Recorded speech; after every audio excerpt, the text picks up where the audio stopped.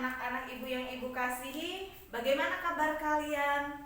Ibu berharap kita semua dalam keadaan sehat dan kita dalam perlindungan Tuhan Yesus. Oke, sebagai orang percaya, kita menyerahkan setiap kegiatan kita. Maka sebelum memulai kegiatan kita, mari kita bersama-sama bersatu di dalam doa. Mari kita berdoa. Allah Bapa yang bertahta di dalam kerajaan sorga, Allah yang kami kenal di dalam diri Tuhan Yesus Kristus, sungguh kami bersyukur dan berterima kasih atas anugerah Tuhan di dalam kehidupan kami. Kami masih diberikan kesehatan, kami masih diberikan kemampuan, terlebih kami masih diberikan nafas kehidupan. Itu semua karena kasih dan anugerah Tuhan di dalam kehidupan kami. Bapa di dalam kerajaan sorga, pada saat ini kami akan memulai kegiatan belajar kami. Kami mohon kiranya Tuhan memberikan kami akal budi kepintaran, kebijaksanaan dan hikmat, agar apa yang kami pelajari hari ini Tuhan dapat kami mengerti dengan baik dan dapat menjadi pedoman bagi kami. Sertailah kegiatan belajar kami ya Tuhan, dari awal, pertengahan hingga selesainya. Di dalam nama Yesus Kristus yang adalah Tuhan dan Juru Selamat kami berdoa dan bersyukur. Amin. Ya, anak-anak ibu, sebagai pembuka bagi kita bersyukur dan berterima kasih. Maka kita mengangkat satu lagu memuji nama Tuhan dengan judul lagu Yesus Kekasih Jiwaku. 1, 2, 3. Yesus kekasih jiwaku, sungguh ku percaya padamu, karena kasih-Mu padaku, Kau tebus dosaku. Dari terbitnya matahari dan sampai terbenamnya, ku angkat lagu pujian, tinggikan nama-Mu. Dengan gendang ku puji dengan kecapi. Oh, ku bernyanyi haleluya, Yesus kekasihku. Ya, terima kasih karena bersama-sama kita memuji nama Tuhan. Baik, seperti yang Ibu katakan minggu lalu bahwa kalian minggu ini akan masuk pada tema baru, yaitu tentang Yesus teladanku. Nah, tema atau bab 6 tentang Yesus teladanku. Nah, adapun nas pendukungnya dari kitab Lukas pasal 22 ayat 39 sampai 43, dan juga Yohanes pasal 4 ayat 5 sampai 30, Markus pasal 1 ayat 40 sampai 45, Matius pasal 7 ayat 3 sampai 5, Markus pasal 1 ayat 40 sampai 45. Iya. Oke. Bisa kalian buka materi ini dalam buku siswa. Buku siswa Pendidikan Agama Kristen dan Budi Pekerti, kurikulum 2013, halaman 93 sampai 99, dan juga dalam LKPD kalian halaman 59 sampai 58 sampai 59 ya. Oke. Silahkan kalian buka, itu yang menjadi dasar kita belajar hari ini. Kemudian adapun dasar pembelajaran bagi kita tentang materi Yesus teladanku ini, itu ada 4 dasar ya. Yang pertama adalah mensyukuri hidup sebagai orang beriman sesuai dengan teladan Yesus. Nah, itu dasar pertama. Kemudian dasar kedua, menunjukkan sikap hidup sebagai orang beriman sesuai dengan teladan Yesus. Ketiga, memaknai hidup beriman sesuai dengan teladan Yesus. Keempat, membuat karya yang berkaitan dengan sikap hidup beriman sesuai dengan teladan Kristus. Nah, itu adalah dasar pembelajaran kita ya. Nah, kemudian dari dasar itu tadi kita harus punya tujuan. Ketika kita belajar pendidikan agama Kristen tentang Yesus, teladanku, kita harus punya tujuan. Apa sih tujuannya? Jadi kita belajar itu nggak mungkin tanpa tujuan. Jadi harus punya tujuan. Apa saja tujuannya? Kita lihat. Apa sih tujuannya? Dengarkan. Tujuan yang pertama adalah setelah kalian mempelajari pelajaran ini, diharapkan kalian bisa mensyukuri hidup sebagai pengikut Yesus. Yang kedua, kalian bisa menyebutkan sekurangnya 3 sifat Tuhan Yesus yang bisa diteladani.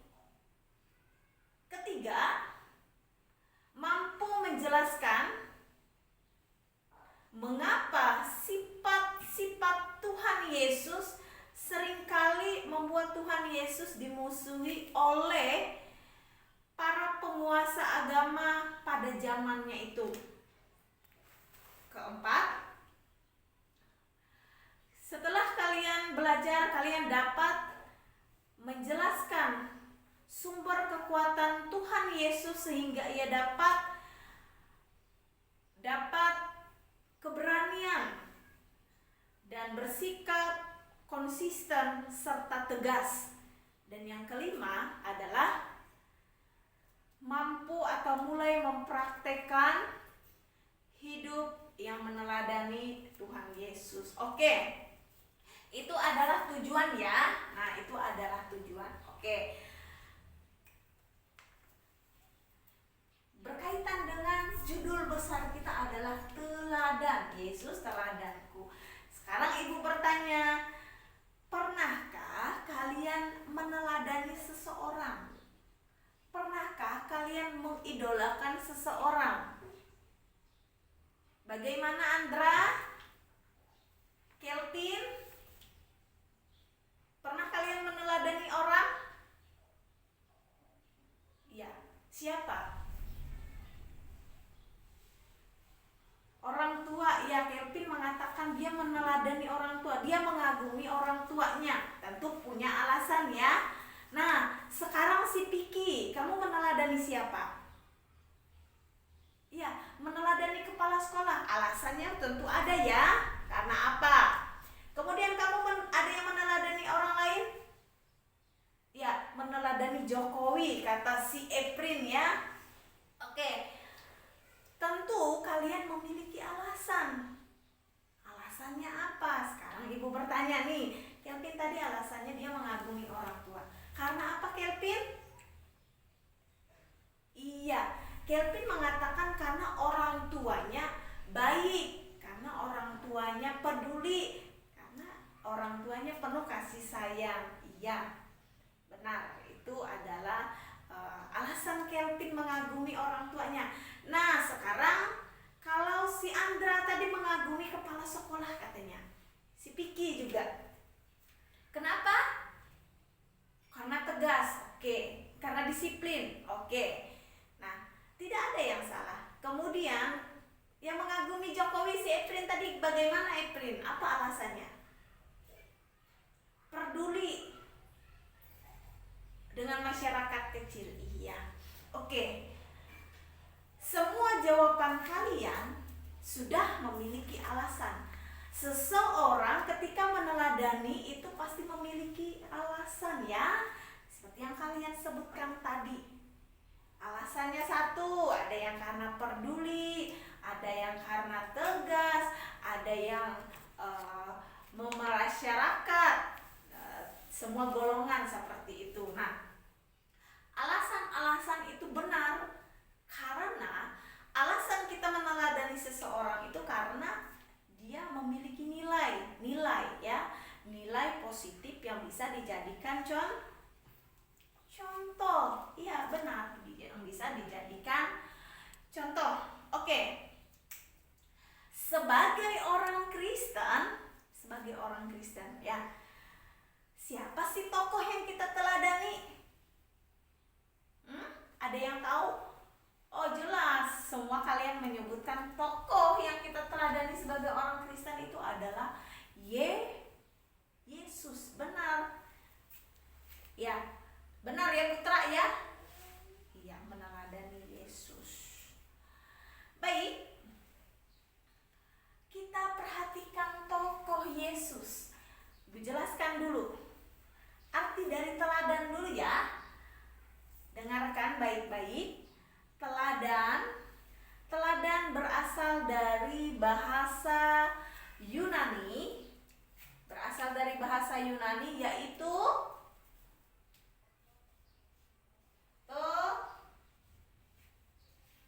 topos.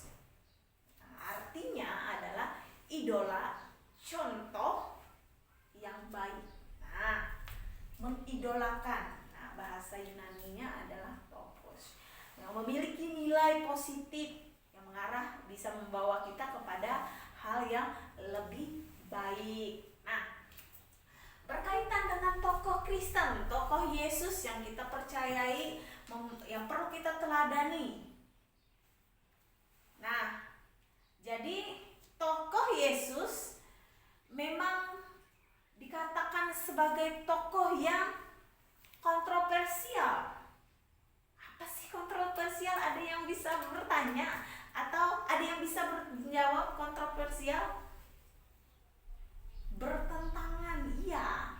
Benar yang diucapkan oleh si Willy. Bertentangan, kontroversial itu adalah yang bertentangan. Kepada siapa bertentangan? Nah, Tuhan Yesus menjadi tokoh yang kontroversial karena di masa hidupnya Yesus seringkali berbenturan dengan tokoh-tokoh agama. Kepada orang-orang Farisi, kepada pemuka-pemuka agama, ahli-ahli Taurat, orang-orang yang menganggap diri sebagai penjaga bait suci, yaitu orang-orang Saduki. Nah, mereka menjadi kontroversial. Karena apa? Ya, karena apa? Ada yang tahu karena apa? Ya, Piki? Karena Tuhan Yesus baik. Oh, oke. Ada lagi yang lain? William. Tadi Willy, sekarang William. Atau email. Ya, karena satu kata email. Apa Mel? Perbuatan Tuhan Yesus yang bertentangan karena katanya Tuhan Yesus menyembuhkan orang pada hari Sabat. Nah, mengapa orang-orang Farisi, orang-orang Saduki ketika pada hari Sabat mereka memang tidak memperbolehkan orang melakukan segala sesuatu, termasuk sekalipun itu untuk hal baik, membantu orang lain. Nah, mereka mempercayai hari Sabat tidak boleh melakukan sesuatu. Oke. Nah, kemudian apa lagi? Bertentangan. Karena mereka juga ketika seseorang mengalami sakit kusta misalnya, mereka menganggap bahwa orang tersebut adalah karena kutukan oleh Allah. Ya, oke. Kalian perhatikan ini. Ini ada gambar. Ada 5 gambar. Sekarang ini yang kita diskusikan. Nah, tapi sebelum kita mulai diskusi, berdasarkan kelompok yang sudah Ibu kasih tadi namanya, mungkin ada yang kalian kurang jelas berkaitan dengan penjelasan Ibu tadi tentang mengapa orang Kristen meneladani Yesus, kemudian harta dasar teladan.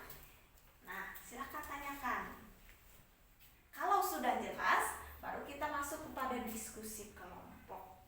Nah, dari diskusi kelompok ini kita membahas dari gambar ini, ya. Perhatikan gambar ini. Yang pertama adalah gambar apa? Tuhan Yesus peduli, ya. Yang kedua, Tuhan Yesus bertemu dengan perempuan Samaria. Ya, di mana? Di mana? Di sumur ya, Yakub. Oke, benar yang dikatakan oleh Nabila. Ini apa yang kalian lihat dalam gambar ini? Iya, gambar Tuhan Yesus sedang marah, kata si Putra. Benar. Nanti kita akan bahas, kalian diskusikan. Ini gambar apa? Ahli-ahli Taurat, orang-orang Farisi dan orang-orang Saduki yang menganggap diri sebagai penjaga bait suci, yang tahu tentang aturan hukum Taurat. Yang ini adalah gambar Tuhan Yesus sedang apa? Berdoa. Oke. Silakan kalian bergabung dengan kelompoknya yang sudah Ibu bagikan namanya. Kalian bahas, kalian buka. Ini ada kitabnya. Ya, ada kitabnya dari Markus, dari Yohanes, dari Matius. Nah, kalian bahas, kalian baca di dalam Alkitabnya. Ya, dalam Alkitab kalian ya. Kemudian misalnya, satu, bercerita tentang apa? Yang kedua, tentang apa? Ya. Diskusi ini berlangsung, Ibu kasih waktu 5 menit ya, 5 menit. Silahkan dibahas, dan nanti setiap kelompok akan mempresentasekan hasil dari diskusi kalian. Diskusi kelompok itu silakan dipresentasi apa yang kalian temukan dalam cerita di dalam Alkitab. Kemudian nanti kita akan bahas bersama-sama. Oke. Ya. Silakan.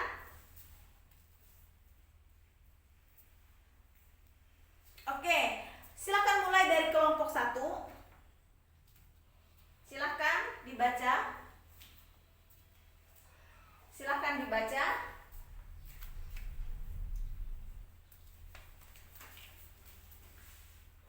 Ya, ketua kelompoknya yang maju ya. Baik. Apa hasil diskusinya? Tuhan peduli kepada apa? Oke. Yang kedua,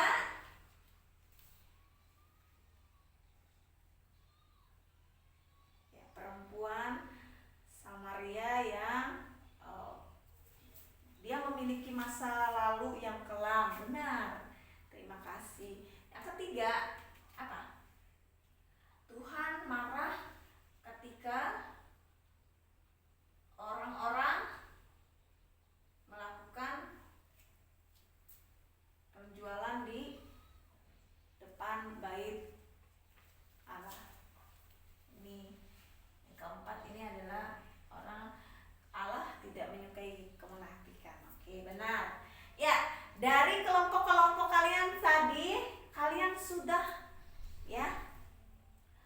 sudah membahas beberapa hal penting yang sudah kalian lihat di sini tadi, sudah kalian bahas ya. Baik, bersama-sama kita melihat kembali dari diskusi kelompok kalian. Tadi rata-rata kalian sudah benar ya, sudah cukup baik dalam mempresentasikan tentang gambar-gambar ini ya. Kita perhatikan dulu gambar yang pertama.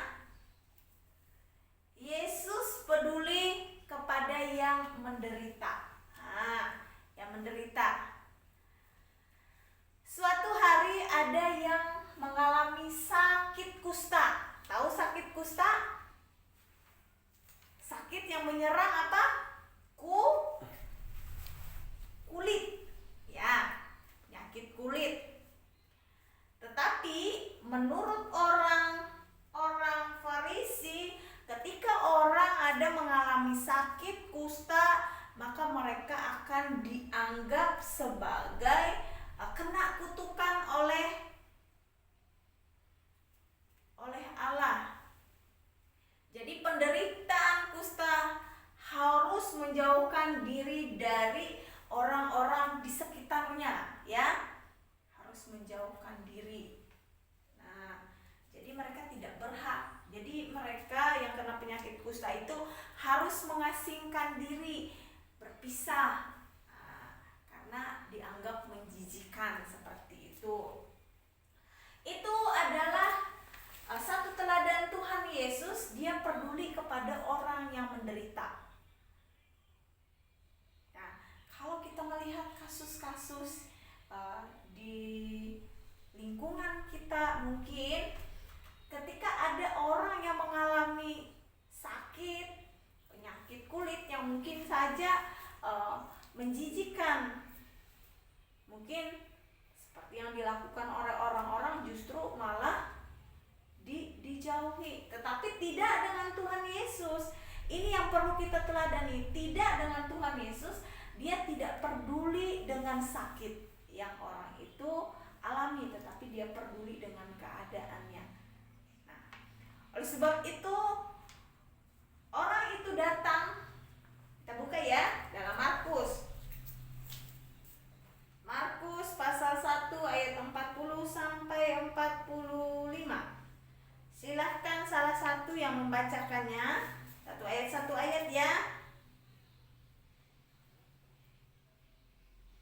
Oke. Baik. Nah, di sini dikatakan, kalau engkau mau mentahirkan aku. Jadi kata orang yang mengalami sakit kusta, maukah kamu mentahirkan aku?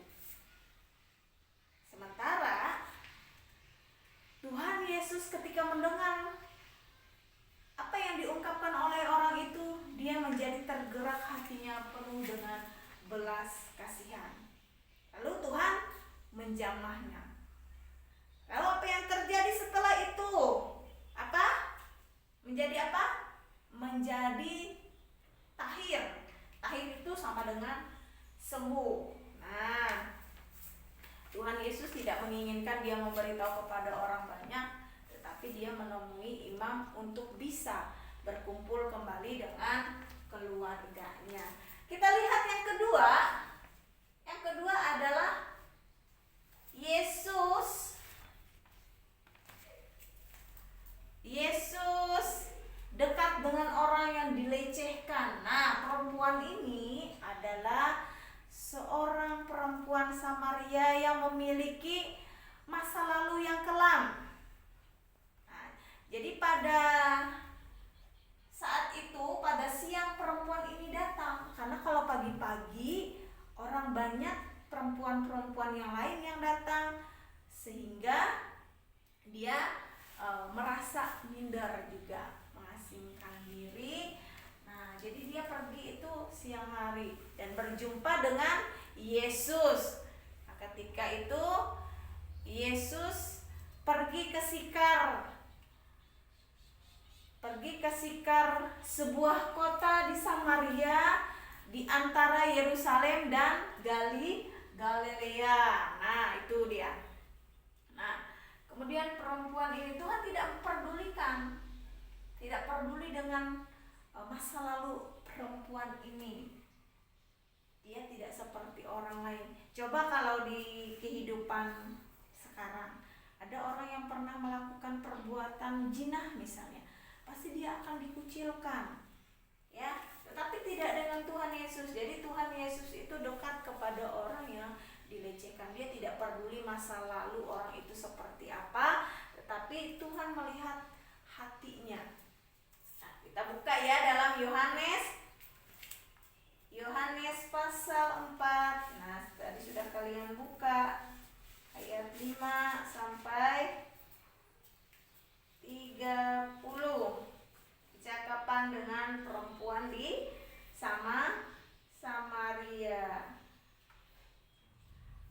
Kita lihat apa kata perempuan itu. Tuhan, berikanlah aku air supaya aku tidak haus dan tidak usah datang lagi untuk menimba air. Kata Yesus kepadanya, pergilah, panggillah suamimu dan datang ke sini. Kata perempuan itu, aku tidak mempunyai suami. Karena apa? Karena dia memiliki masa lalu yang kelam. Tapi Tuhan tidak memperdulikan itu. Nah, kemudian apa teladan ketiga? Kita lihat gambar ini. Tuhan mengobrak-abrik.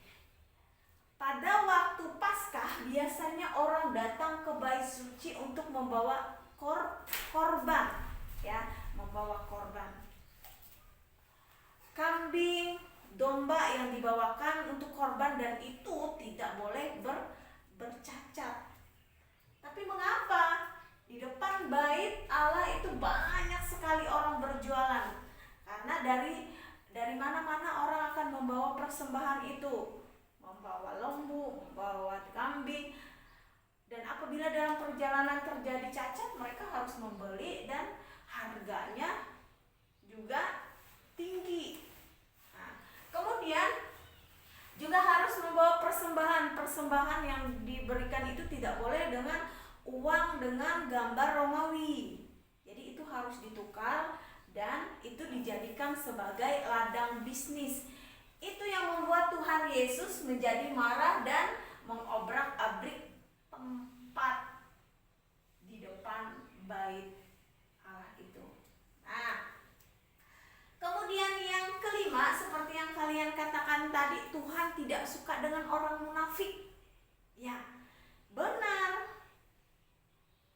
Kalau yang ketiga tadi, Tuhan tidak suka dengan ketidakadilan.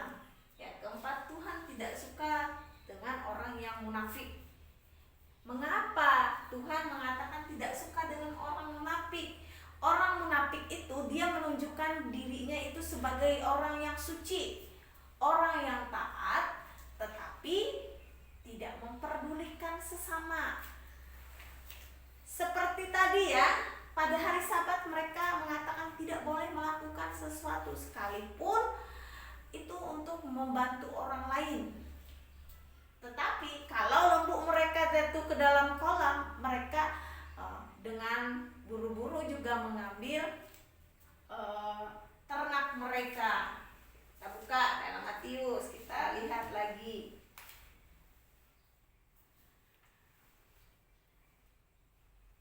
Di sini tentang menghakimi ya, menghakimi. Jadi selumbar di mata sendiri itu dia bisa melihat kesalahan orang lain, tetapi balok di mata sendiri tidak terlihat. Kita lihat di ayat ke-4. Perhatikan salah satu yang membaca. Ibu minta si Agus, silahkan Agus. Mengapa engkau melihat selumbar di mata saudaramu, sedangkan balok di dalam matamu tidak diketahui? Nah, hanya bisa melihat kesalahan orang lain, tetapi dia tidak mengoreksi diri sendiri.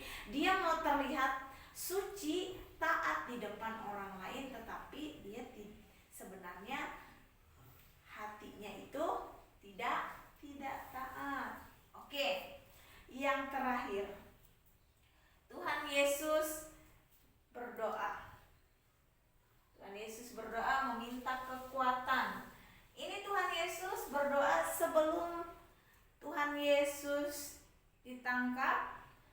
sebelum Tuhan Yesus menerima cobaan, dia berdoa kepada Bapaknya agar dia mampu melewati cawan.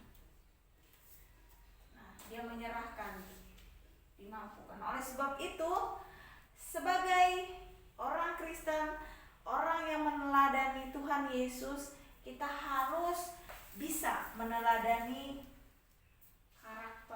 karakter Kristus, ya. Nah, dari sini ada yang ditanyakan?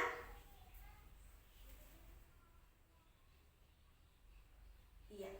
Oke, terima kasih karena sudah bertanya. Pertanyaannya apa? Oh iya. Mengapa Tuhan Yesus bisa peduli? Iya, terima kasih pertanyaannya. Ya, kita lihat tadi dalam penjelasan paling pertama, Tuhan Yesus peduli kepada orang yang menderita. Nah, karena hati Tuhan penuh dengan belas kasihan. Coba kalau kalian hidup di lingkungan orang-orang, apa kalian tega ketika melihat orang kelaparan, tidak memiliki makanan, sementara kalian berlebihan? Ketika kita meneladani Tuhan Yesus yang peduli terhadap orang yang menderita, maka kita harus memiliki rasa belas kasihan. Ya. Jadi kehidupan orang Kristen harus identik dengan hidup penuh kasih. Oke. Ada lagi yang bertanya? Gimana? Jelas. Baik. Kalau sudah jelas, mari bersama-sama kita simpulkan. Kita simpulkan materi kita hari ini berkaitan dengan Yesus teladanku. Apa tadi? Teladan itu apa artinya? Berasal dari? Benar, 100 untuk email. Bahwa teladan berasal dari bahasa Yunani yaitu topos, yang artinya adalah idola, ideal, dan contoh. Ya, seperti tadi kalian mengatakan mengidolakan seseorang karena memiliki nilai positif yang bisa kita ikuti supaya kita menjadi lebih baik. Nah, benar. Kemudian apa sih? Kita bisa nggak menyebutkan sifat-sifat Tuhan Yesus yang bisa kita teladani? Bisa disebutkan? Silakan. 1. Tuhan Yesus peduli kepada yang menderita. Ya. Yang kedua, Tuhan dekat dengan yang dilecehkan. Yang ketiga, Tuhan tidak suka dengan ketidakadilan. Baik sekali ya. Kemudian yang keempat, Tuhan tidak suka kemunafikan. Dan yang kelima, Tuhan senantiasa meminta pertolongan dan kekuatan dengan Allah dengan doa. Nah, ini adalah sebagian kecil yang harus kita teladani dari sifat-sifat Tuhan Yesus. Kita harus peduli, kita harus dekat dengan siapapun juga. Kemudian kita harus tidak suka dengan ketidakadilan. Kita jangan menjadi orang yang munafik. Dan juga kita harus senantiasa berdoa kepada Bapa, meminta diberikan kekuatan ketika kita diperhadapkan dengan pergumulan hidup. Oke. Baik, materi kita hari ini sampai di sini, dan untuk menutup kegiatan belajar kita hari ini, maka kita bersyukur dan kita percaya dan mengucap syukur kepada Tuhan melalui doa. Mari kita berdoa. Terima kasih Tuhan Yesus karena Engkau telah memampukan kami menjaga, memelihara, dan menyertai kegiatan belajar kami. Kiranya dengan materi Yesus teladanku, kami bisa memahaminya dengan baik, dan kami bisa menunjukkan dan meneladani sifat-sifat Tuhan Yesus yang penuh dengan kasih, yang penuh dengan kepedulian kepada sesama, agar kami menjadi anak Tuhan yang hidup di dalam terang Kristus. Bapa dalam kerajaan sorga, kami ingin menyerahkan kehidupan kami seterusnya dan hanya ke dalam tangan pengasihan-Mu. Di dalam nama Yesus Kristus kami berdoa dan bersyukur. Amin. Baik, sampai jumpa. Kita bertemu minggu depan dengan materi selanjutnya. Tuhan Yesus memberkati. Shalom.